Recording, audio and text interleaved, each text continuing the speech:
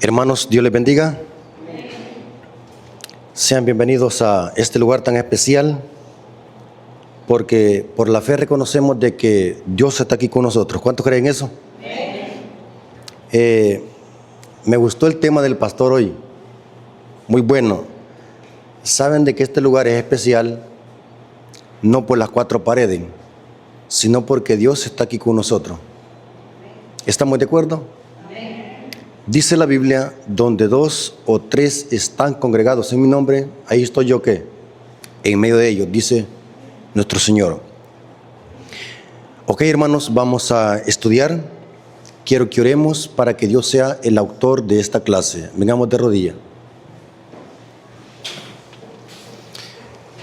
Bendito Señor que estás en el cielo, santificado sea tu nombre. Te agradecemos porque nos permites en esta ocasión poder presentar tu palabra. Te pedimos de que nos des discernimiento para que lo podamos entender y aceptar este mensaje. Bendice a tu pueblo, bendice a los jóvenes y a los adultos y a todas aquellas personas que van a escuchar este mensaje. Te lo suplicamos en el nombre de Jesús. Amén. Ok, hermanos. La iglesia adventista es una iglesia organizada. Somos una iglesia de orden. Por lo tanto, ¿qué hace la iglesia cuando un miembro comete un pecado abierto? ¿Qué hace la iglesia? Le aplica la disciplina eclesiástica. Muchas personas creen de que la disciplina eclesiástica es para dañar a la persona o para hacerle un mal. Pero según la Biblia, ¿para qué es la disciplina eclesiástica? Para que la persona que reaccione y vuelva otra vez al camino del Señor. Dice la Biblia que Dios disciplina a aquel que ama. Muchas personas no les gusta la disciplina. A nadie le gusta ser disciplinado. Inclusive muchas personas dicen, yo no voy a la iglesia porque allí ponen muchas normas. Allí hay muchos requisitos. Como que si fuese invento de la iglesia este tema de la disciplina eclesiástica. La disciplina eclesiástica es tan bíblica como el mismo evangelio. La iglesia del Señor es una iglesia de orden. Y la disciplina es parte del orden del cielo y del orden eclesiástico. Yo voy a usar una cita bíblica y una cita del Espíritu de Profecía donde dice de que se debe de aplicar la disciplina en un miembro de iglesia cuando ha cometido un pecado abierto y que ese pecado cause oprobio a la iglesia. Pregunto, ¿qué es pecado? Transgresión de la ley. Ahora, noten cómo dice Mateo 18, versículo 15 al 17. Aquí este texto está hablando de disciplina eclesiástica. Mateo capítulo 18, versículo 15 al 17 dice, por tanto, si tu hermano pecare contra ti, ve y repréndelo estando tú y él a sola. ¿Qué dice Cristo? ¿Cuál es el paso primero? Divulgarlo, publicarlo en Facebook, ir a contar al vecino. ¿Qué es lo que hay que hacer? Saben de que antes de que no había Facebook y que no había TikTok, el Facebook y el TikTok eran los vecinos. Pero hoy, ¿qué es lo que hacen los cristianos? Cristianos estoy hablando, no estoy hablando de los mundanos. Publican en Facebook. Hace poco vi una publicación donde una hermana estaba publicando la vida de un hermano porque no le había ido a terminar la casa.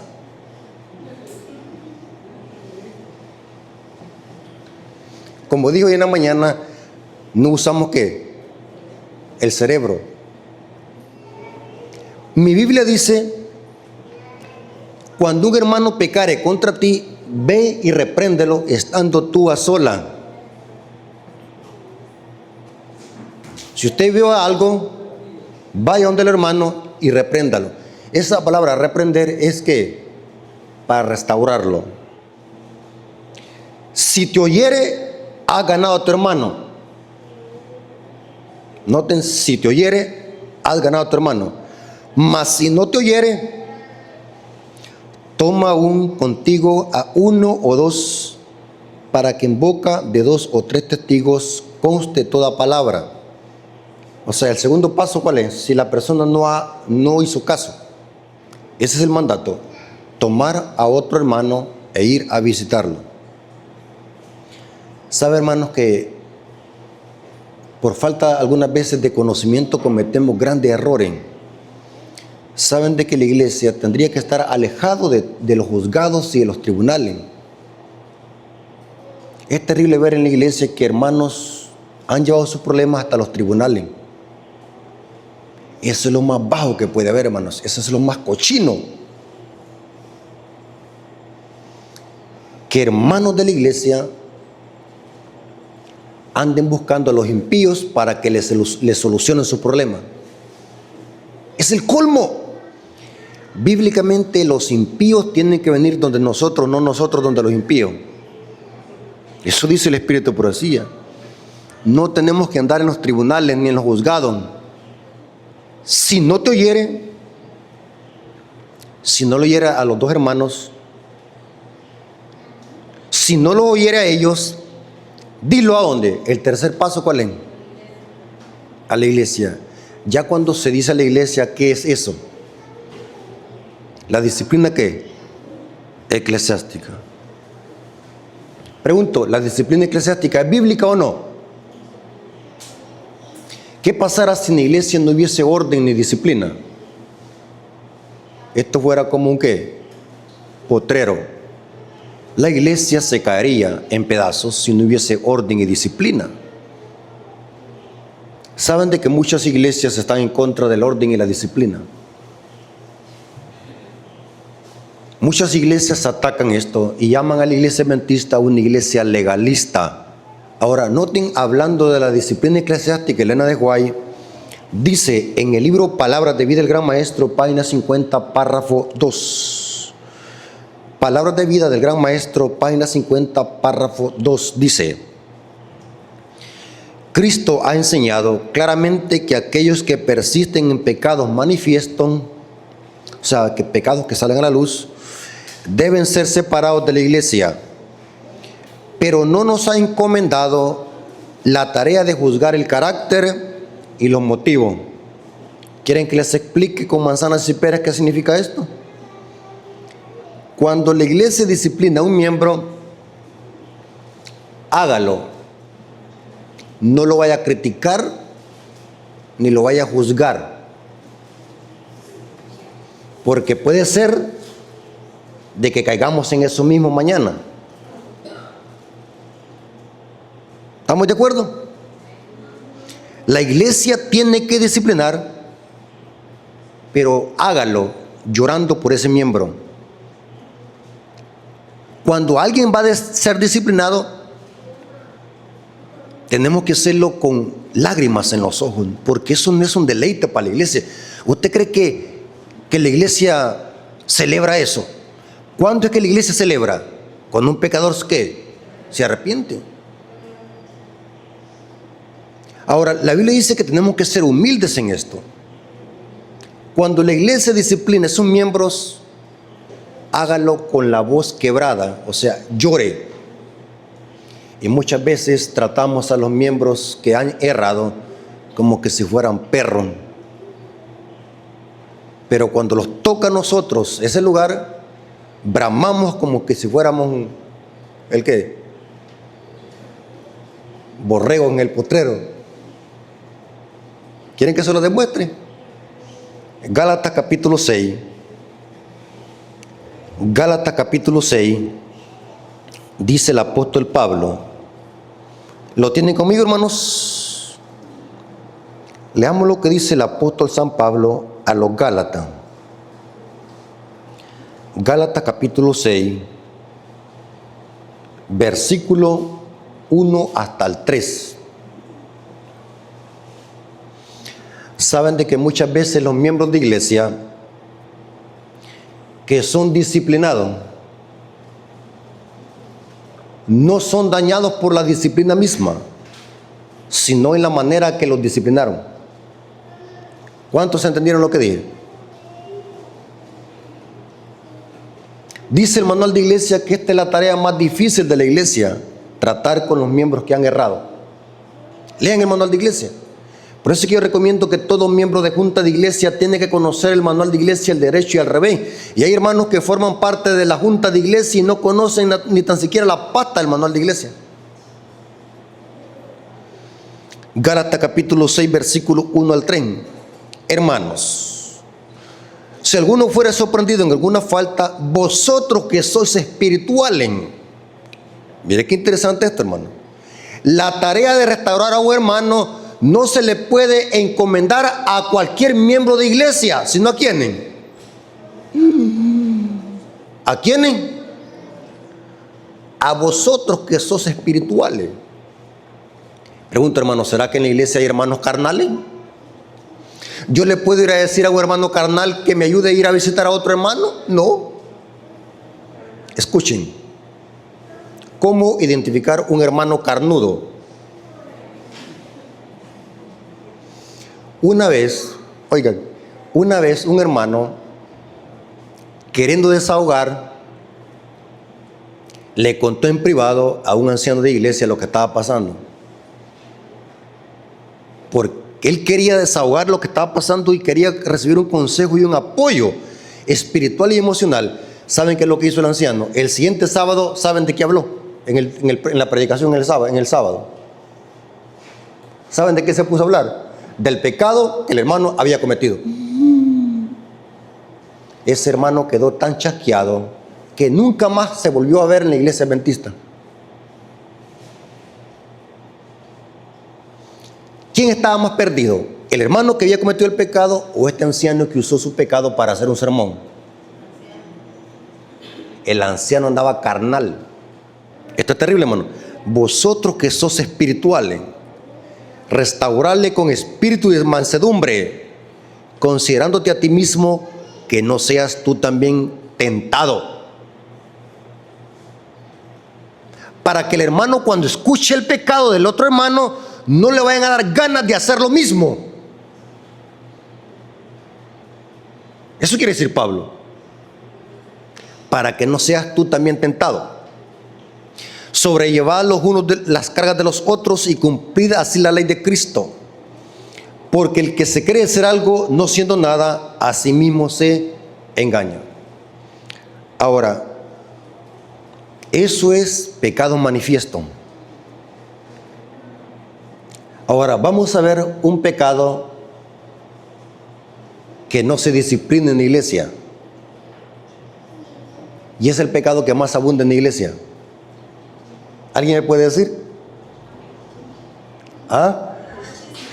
Sí, ese pecado es el que abunda más en la iglesia, el chisme, la lengua. Pero hay otro pecado que lleva a la vanguardia, que está en primer lugar. Así que no les voy a decir, quiero que vayan siguiéndome en el tema. ¿Cuál es el pecado que abunda más en la iglesia y que no se disciplina? Se deja que corra el pecado. Yo nunca he visto una iglesia adventista que discipline ese pecado. Vámonos a Lucas capítulo 18, versículo 10 al 14. Lucas capítulo 18, versículo 10 al 14. Vamos a hablar de un pecado que abunda en la iglesia. El pecado que más abunda, que lo podemos tener pastores, ancianos, líderes, directores de escuela sabática, directores de sociedad jóvenes y miembros común. Este pecado puede abundar aún hasta en los teólogos y eruditos. ¿Cuál pecado es? Leamos. Lucas 18, versículos 10 al 14. ¿De qué habla allí? La parábola del publicano y el fariseo. Lucas 18, versículos 10 al 14. Hermanos, quiero que leamos despacio lo que está pasando acá. Dos hombres subieron al templo a orar. ¿Esto está pasando dónde? En el templo. Uno era fariseo y el otro era ¿qué? Publicano. Ahora vamos a ver qué tipo de oración están haciendo cada uno de ellos. Ambos fueron al templo, ambos están orando. Pero vamos a ver qué tipo de oración está haciendo cada uno de ellos.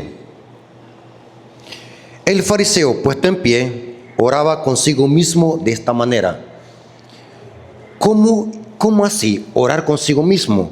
O sea que este fariseo no le estaba orando a Dios, sino que estaba orando hacia qué? A sí mismo. ¿Cómo explica usted eso?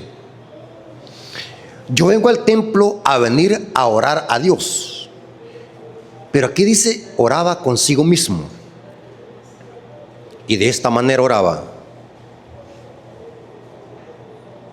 Dios, te doy gracias porque no soy como los otros hombres,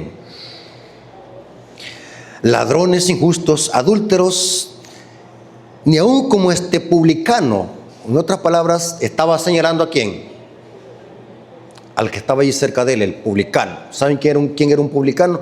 ¿Alguien me puede explicar quién era un publicano? En los tiempos bíblicos, un publicano era alguien más despreciable. Era gente desahuciada por la sociedad, gente que no era bien recibida por la sociedad, era gente odiada por la sociedad. Publicano es como decir un mundano. Noten, este fariseo está orando consigo mismo y está diciendo, Señor, te doy gracias porque no soy como los otros hombres, ni ladrón, ni injusto, ni adúltero, ni aún como este publicano. ¿Qué estaba haciendo este fariseo en la oración? ¿Criticando a quién? A su prójimo. Ayuno 2 veces a la semana, doy diezmo de todo lo que gano. Ahora vamos a ver cómo está orando el publicano. Mas el publicano, estando lejos, no quería ni aún alzar los ojos al cielo, sino que golpeaba el pecho diciendo, Dios, sé propicio a mí, pecador. Ahora, ¿cuál de los dos fue respondida a la oración? ¿Cuál de los dos fue perdonado? Noten cómo dice, os digo que este descendió, o sea, el publicano, este descendió a su casa justificado, en otras palabras, perdonado, antes que el otro. Porque cualquiera que se enaltece será humillado, y el que se humilla será ¿qué? Enaltecido.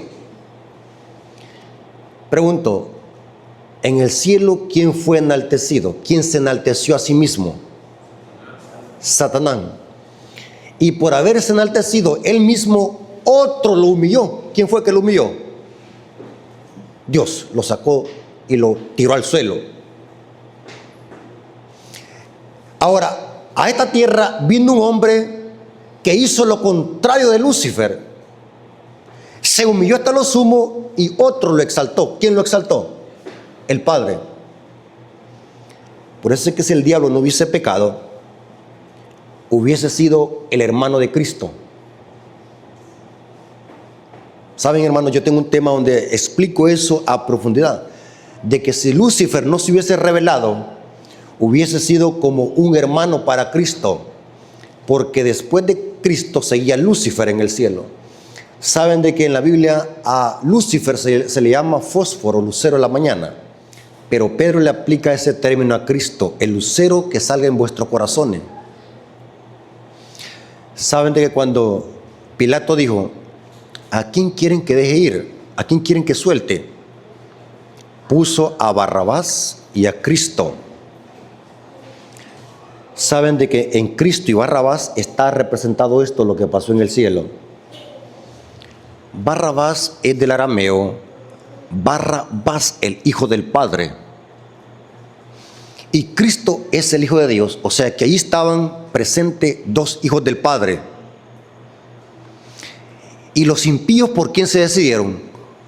Por el Hijo del Padre, que representaba al ángel caído. Eso significa Barrabás, el Hijo del Padre, en arameo. Ahora, analicemos lo siguiente. ¿Qué es lo que no hacía el fariseo? ¿Y qué es lo que hacía? Por ejemplo, el fariseo no robaba. ¿Cuántos creen de que eso es bueno, no robar? Claro, hay un mandamiento que dice no robarán. No adulteraba. ¿Cuántos creen de que es bueno no adulterar? Sí, porque hay un mandamiento que dice no cometerás adulterio. Ahora, ¿qué es lo bueno que hacía? Ayunaba 2 veces por semana. Según Flavio Josefo, los fariseos ayunaban martes y jueves. Nunca lo hacían en sábado, porque el sábado era un día de banquete y alegría. Yo no sé de dónde habrán sacado los hermanos a hacer ayuno los sábados. Eso no es bíblico, es antibíblico. El sábado es un día de banquete y alegría, para comer, no para hartarse, sino para comer. Cuando la Biblia dice que el fariseo ayunaba 2 veces por semana, Flavio Josefo dice que eran martes y jueves. ¿Cuánto creen de que ayunar es bueno? Sí, se ha comprobado que ayunar ayuda a desintoxicar el cuerpo. O sea, tiene beneficios espirituales y de la salud, ayunar. O sea que el fariseo hacía cosas buenas. Porque diezmar es bueno, ayunar es bueno, obedecer la ley es bueno. ¿Cuál fue el problema del fariseo? ¿Cuál era el pecado del fariseo? Hay un pecado silencioso que se llama orgullo. Ahora, ¿ya se dieron cuenta cuál pecado ese es el que navega en la iglesia? Que afecta a todos los miembros de iglesia, pastores, eruditos, teólogos. El pecado del fariseo es el orgullo. No le gusta que nadie les diga algo porque son como la mecha corta de una bomba. Hay hermanas que cuando se les dice, hermana, ya no se maquille porque se ve como mapache, se enojan. Ese es el pecado del orgullo. El problema del fariseo no era lo que hacía y lo que no hacía. El problema era de que lo hacía ¿para qué? Para jactarse y vanagloriarse. Diezmar es bueno, ayunar es bueno. El problema es la motivación con que lo hacemos. Saben de que nosotros muchas veces podemos estar cometiendo el pecado del fariseo, aún miembros de iglesia adventista. Solo Dios conoce el corazón y usted mismo se lo conoce. Pero podemos cometer este pecado. Se puede dar el diezmo para que me vean. O voy a dar el diezmo para que me den un privilegio. Porque hoy tenemos la costumbre, si un hermano es fiel en los diezmos y la ofrenda, es buen miembro. Pero ¿saben de que los fariseos diezmaban también?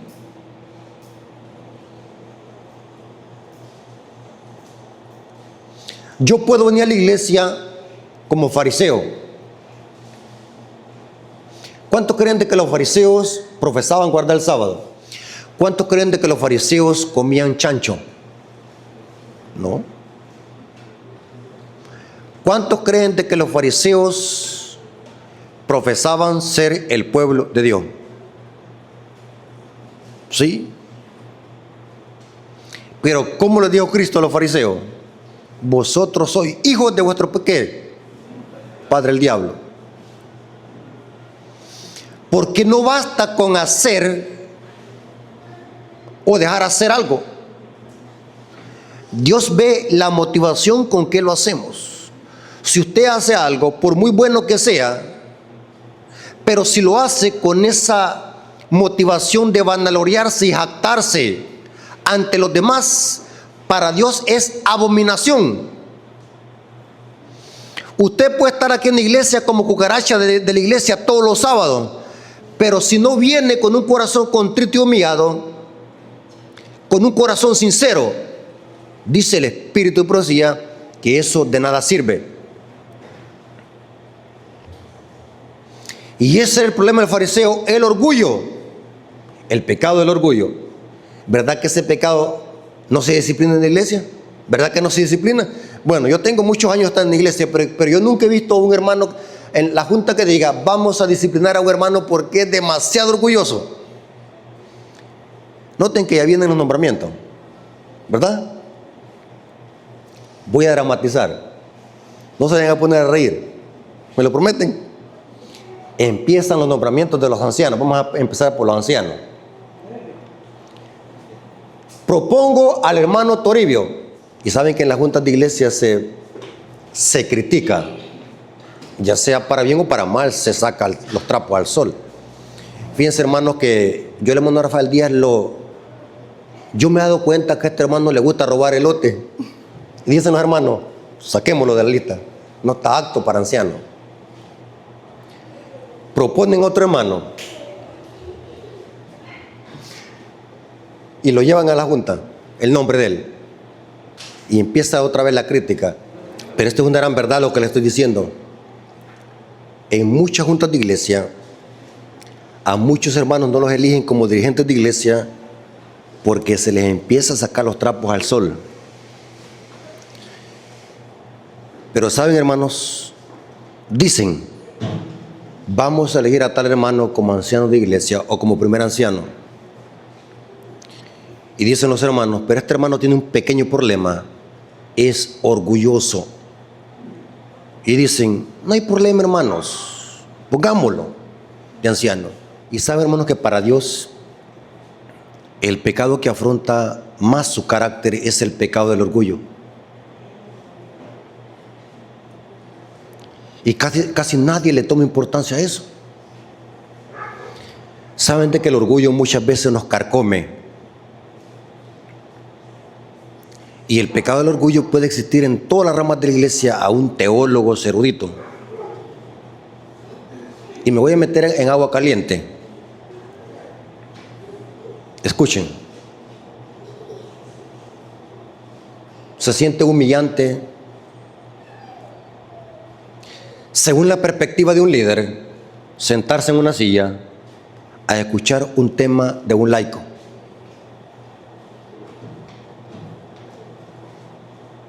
¿Quién dice que un ministro o un teólogo no puede sentarse a escuchar un tema de un laico? ¿Quién dice que un laico no puede corregir a un teólogo en un aspecto de error teológico? Pero imaginémonos de que un miembro de iglesia corrija a un teólogo. Sería algo humillante para un teólogo. O sea, no estoy diciendo que sea así, pero estoy poniendo muchos ejemplos. El pecado del orgullo lo vemos muchas veces reflejado en la iglesia. Por ejemplo, hoy un hermano anciano, el siguiente año lo ponen de diácono. Hay hermanos que dicen, no aceptaré ese privilegio. Orgullo. Hermanos que quieren permanecer siempre como ancianos de iglesia, porque creen de que la iglesia es de ellos. El orgullo.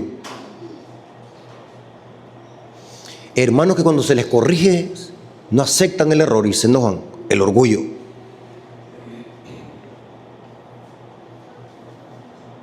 ¿Saben de que una vez yo corregí a un hermano y lo hice en privado, pensando que esa es la forma correcta de hacerlo, y esa es la forma correcta? Y en lugar de felicitarme porque le corregí un error teológico que había dicho en público, se enojó. Claramente el hermano, yo se lo demostré que estaba errado. Mira lo que dice la Biblia, mira lo que dice el Espíritu por así. Se enojó. Y hasta el día de hoy, cuando yo lo veo, no me da la mano. El orgullo. ¿Saben de que por el orgullo hay muchas enemistades en la iglesia? Si un hermano te ofendió o una hermana te ofendió, hay que perdonarlo. No seamos implacables. Ya viene la Santa Cena, hermanos, donde tenemos que humillarnos. ¿Para qué es esta semana de oración que vamos a tener? Para prepararnos. Cristo nos dio muestra de humildad. Lo contrario del orgullo es la humildad. El gran maestro lavó los pies a sus discípulos, que eran ejemplo de humildad. Y en aquellos tiempos los pies de los discípulos no eran como los que andamos hoy nosotros. Eran pies que estaban curtidos de polvo y lodo. Y el maestro, Rey de Reyes y Señor de Señores, les lavó los pies a sus discípulos. El orgullo es el pecado que no se disciplina en la iglesia. Y saben de que por el orgullo es que muchas veces Dios no nos bendice. Por el orgullo estamos así como estamos. Porque en nuestro corazón hay orgullo y no prosperamos. El orgullo es un pecado silencioso que la Biblia lo pone en primera instancia, el pecado del orgullo. Camino a Cristo, página 30, párrafo 1. Noten, hablando del pecado del orgullo. No todos los pecados son igual en magnitud delante de Dios. Hay diferencia de pecados a su juicio, como lo hay a juicio de los hombres. Sin embargo, aunque este o aquel acto malo pueda parecer trivial a los ojos de los hombres, ningún pecado es pequeño a la vista de Dios, porque pecado es pecado. ¿Estamos de acuerdo? Pecado es pecado. El que roba $1 comete el mismo pecado de aquel que robó $1.000.000. Pecado es pecado. Pero ahora noten cómo dice la cita. Dice así: mas Dios ve todas las cosas como son realmente. Al borracho se le desprecia y se le dice que su pecado lo excluirá del cielo. Como iglesia criticamos a los borrachos. Y claro, la borrachera es pecado. Pero como iglesia estamos prestos a disciplinar a un miembro que lo vimos en la cantina. Pero ahora noten cómo dice ella. Al borracho se le desprecia y se le dice que su pecado lo excluirá del cielo, mientras que demasiado a menudo el orgullo y el egoísmo y la codicia no son reprendidos. Nadie reprende a un hermano que sea orgulloso. Dice, no son reprendidos. Sin embargo, son pecados que ofenden en forma especial a Dios, porque contrarían la benevolencia de su carácter, ese amor abnegado que es la misma atmósfera del universo que no ha caído. El que comete alguno de los pecados más groseros puede avergonzarse. Noten cómo termina la cita. El que comete alguno de los pecados más groseros puede avergonzarse y sentir su pobreza y necesidad de la gracia de Cristo.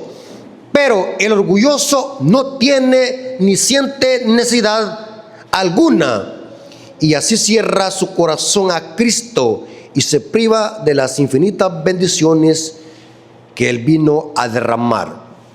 Les explico en otras palabras lo que dice la cita. Ella está poniendo aquí que el orgullo es más terrible que un asesinato. Miren hasta dónde está diciendo ella esto. Un criminal puede arrepentirse a última hora y Dios lo perdona, si se arrepiente de corazón. Pero un orgulloso es difícil que se arrepienta. ¿Por qué? Porque un orgulloso ha cerrado todas las avenidas del alma donde el Espíritu Santo pueda obrar en el corazón de él. O sea que el estado del fariseo era que el fariseo estaba reflejando el carácter del diablo. ¿Saben de que el orgullo es la antesala para cometer la blasfemia contra el Espíritu Santo? El primero que cometió el pecado del orgullo fue Lucifer. Proverbios 21:4 dice así, hablando del orgullo. Dice así, Proverbios 21:4, altivez de ojos y orgullo de corazón y pensamiento de impíos son pecado. Un orgulloso es un altivo. Proverbios 16:5. Proverbios 16:5 dice: abominación es a Jehová todo altivo de corazón, ciertamente no quedará impune. Esta palabra altivo de corazón es sinónimo a orgullo, el orgullo. Proverbios capítulo 6, versículo 16 al 19. Proverbios capítulo 6, versículos 16 al 19. 6 cosas aborrece Jehová, y aún 7 abomina su alma: los ojos altivos, la lengua mentirosa. ¿Saben qué pecado se pone de primero? Los ojos altivos. Saben de que la mamá de todos los pecados que existen en el universo inician con el orgullo. Sinónimo de orgullo: ego. Otro sinónimo: ojos altivos, egocéntrico, egoísta. Alguien que es orgulloso manifiesta esas características. Ahora, noten que la madre de todos los pecados es el orgullo. Los ojos altivos, la lengua mentirosa. Hermanos, cuando alguien le levanta chisme a otro, ¿en quién está pensando la persona que armó el chisme? ¿En quién está pensando? ¿En el prójimo o en sí mismo? Digan, cuando alguien le arma un chisme a otra persona, ¿en quién está pensando? Que los demás piensen mal de la otra persona para que yo crezca. O sea, el chismoso piensa en sí mismo. ¿Cuántos me están comprendiendo? O sea, todo pecado que existe en el mundo y en la iglesia inicia con el orgullo. Sí. Las manos derramadoras de sangre inocente. Cuando alguien le quita la vida a otro, ¿en quién está pensando? ¿En quién? En sí mismo. No está pensando en el otro. El corazón que maquina pensamientos inicuos es aquella persona que pasa pensando cosas malas, es fruto del orgullo. Los pies presurosos para correr al mal, el testigo falso que habla mentira y el que siembra discordia entre hermanos.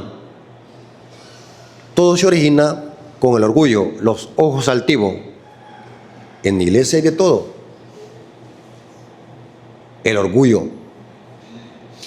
Hay hermanos que tienen tiempo de estar enemistados en la iglesia y no se reconcilian. El orgullo.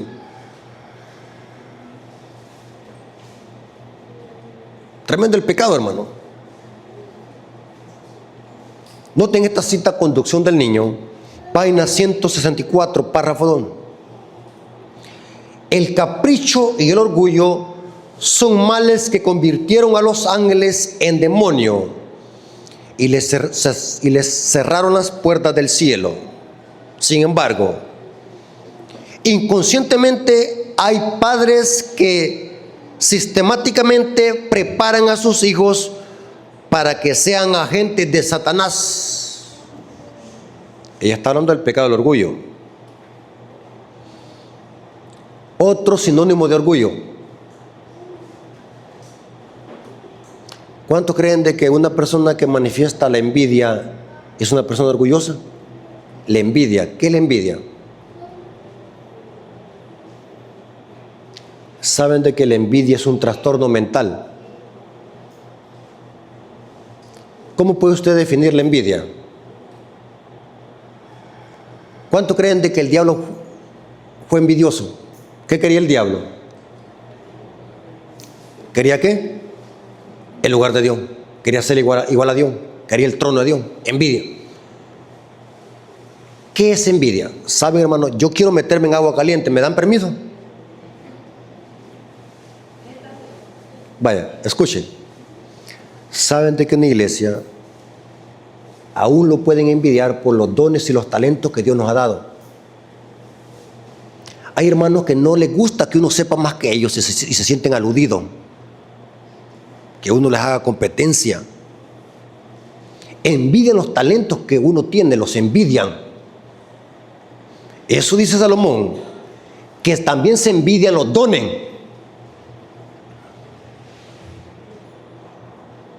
Terrible, hermano. ¿Cómo usted puede definir un envidioso? ¿Qué es un envidioso? Es aquella persona que quiere tener lo que usted ¿qué? Tiene. Pero saben, hermanos, que no siempre es así. No siempre es así. Muchas veces el envidioso quiere que eso que usted tiene no lo tenga. Muchas veces el envidioso quiere tener eso que usted tiene, pero otras veces el envidioso quiere que mejor usted no lo tenga. ¿Entienden? Las dos perspectivas. El envidioso sufre cuando ve que su prójimo prospera. Saben de que mucha gente está presa en la cárcel porque hicieron una llamada clandestina poniéndole el dedo por envidia.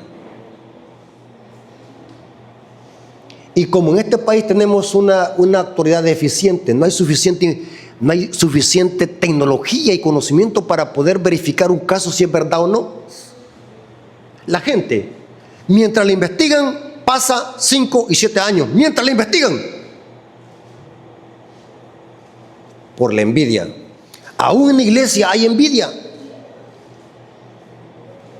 Eso lo dice Elena de White. Dice la hermana Elena de White en el libro Educación,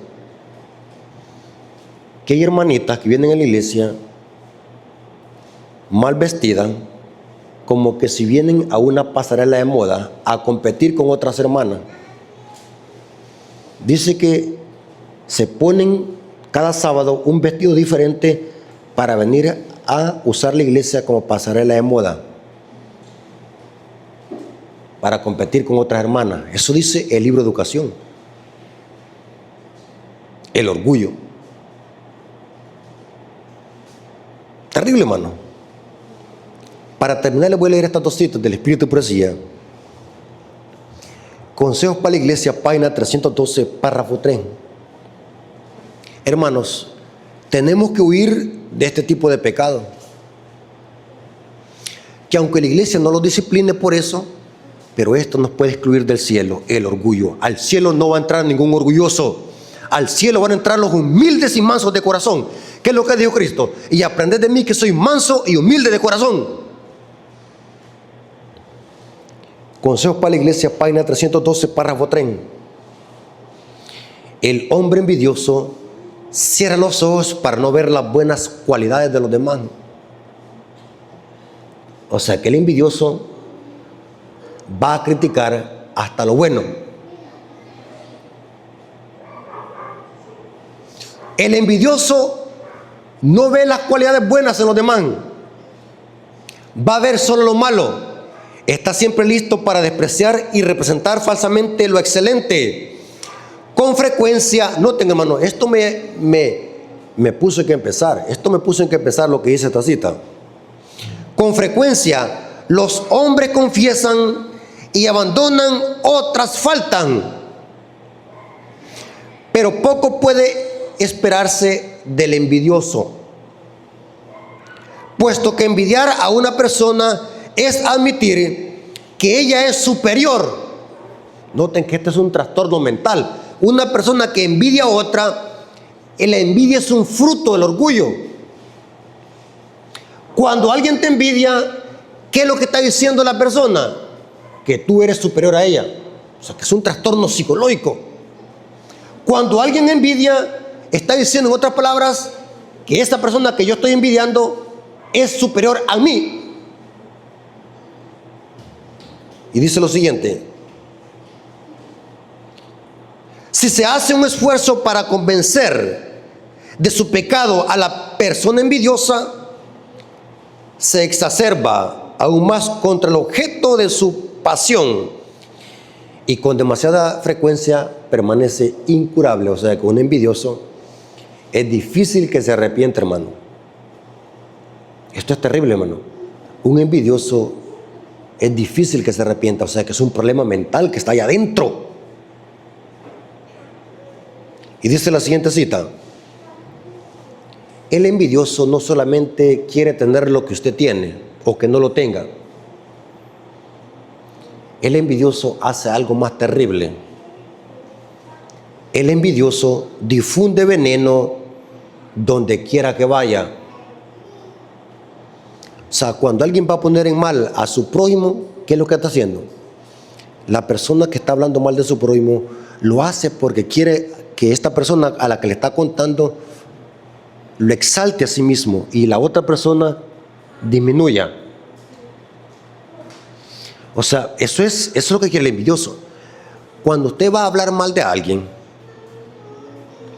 lo que está enseñando o lo que está tratando de decir, que esa persona a la que le está contando eso del otro, lo exalte a sí mismo. O sea, quiere engrandecerse, disminuyendo la reputación de las demás personas. El envidioso difunde veneno donde quiera que vaya, enajenando amigos y levantando odio y rebelión contra Dios y contra los hombres. Hermanos, cuando un hermano o cuando una persona de cualquier índole llegue a contarle algo a su prójimo, ¿qué tenemos que hacer? ¿Qué tenemos que hacer cuando alguien venga contándonos algo mal de nuestro prójimo? ¿Qué es lo que hay que hacer? ¿Saben qué es lo que hago yo? Yo les pongo stop. ¿Saben qué es lo que les digo?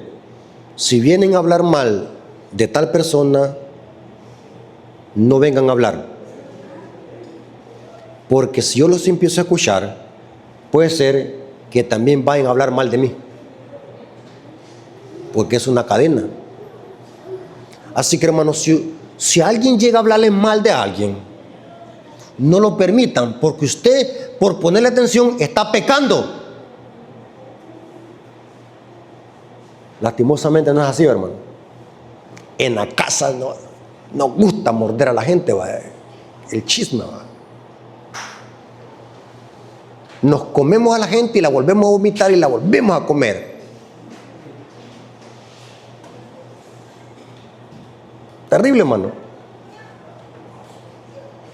El chismoso, dice, trata que se le considere mejor y el mayor, no mediante esfuerzos heroicos o abnegados para alcanzar el blanco de la excelencia de sí mismo, sino permaneciendo donde está y disminuyendo el mérito de los esfuerzos ajenos. Qué terrible, hermano, es el pecado del orgullo. Pero nadie lo disciplina. Pero al cielo ningún orgulloso va a entrar. ¿Saben por qué es importante que nosotros, hermanos, qué venía hablando la lección ahora en la mañana, hermano? ¿Cuánto creen de que Moisés conocía perfectamente bien que el orgullo es pecado? ¿Saben de que nosotros por naturaleza somos orgullosos? Moisés era orgulloso. Pero ¿cómo se le quitó eso? ¿Cuánto creen de que Moisés venció el orgullo? ¿Cómo le llama la Biblia a Moisés? El hombre más manso de la tierra. La única forma de poder vencer el orgullo, hermano, esa raíz de amargura, esa envidia. Y sabe, hermano, cometemos un terrible error cuando hablamos de pecados ocultos. ¿Qué se le viene a la mente pecado oculto a usted? ¿Qué se le viene a la mente, hermanos? Nos han estado engañando, hermanos. ¿Qué es un pecado oculto? Creemos de que pecados ocultos son los pecados sexuales. Esos no son pecados ocultos porque salen a luz. ¿Saben cuáles son los pecados ocultos? La envidia, el orgullo, las raíces de amargura, el odio contra su prójimo. Esos son pecados ocultos que solamente Dios los ve. Que si no dejamos ese tipo de pecados, nos vamos a perder. Tremendo, hermanos. ¿Cuánto creen, hermanos, de que En Cristo hay poder para vencer el orgullo. ¿Creen ustedes de que se puede vencer? ¿Saben, hermanos? Yo me gusta ver muchos programas de televisión porque aprendo. Vi un testimonio de un padre de familia de que estaba en un juicio. Al otro lado estaba el criminal que había matado a su hijo. Y el padre de familia se levantó y fue a abrazar al criminal y le dijo en público: te perdono. Cristo te ama. Y dice la historia que más tarde ese testimonio hizo que ese criminal se arrepintiera y se convirtiera en la cárcel. Pasó toda su vida en la cárcel, pero se arrepintió. ¿Cómo alguien, hermanos, ustedes creen? Explíqueme usted, hermano. ¿Cómo usted que le maten un hijo le va a decir al criminal: te perdono y te amo? Dígame usted, para que alguien haga eso, ¿qué tiene que pasar en el corazón de la persona? ¿Qué tiene que hacer? Eso solamente lo puede hacer Cristo cuando muere en el corazón de la persona. Les pongo este ejemplo para que podamos notar, hermanos, que el pecado del orgullo se puede vencer con la ayuda de Dios. Digámosle a Dios de que nos quite ese orgullo, hermanos, eso que está metido dentro de nosotros, para que podamos reflejar el carácter de Cristo. Saben de que la Biblia dice que Moisés reflejaba el carácter de Cristo. Y los 144,000, ninguno será orgulloso porque tienen el sello del Dios vivo en sus frentes. Dios les bendiga, hermanos, y que la honra y la gloria haya sido para nuestro Dios.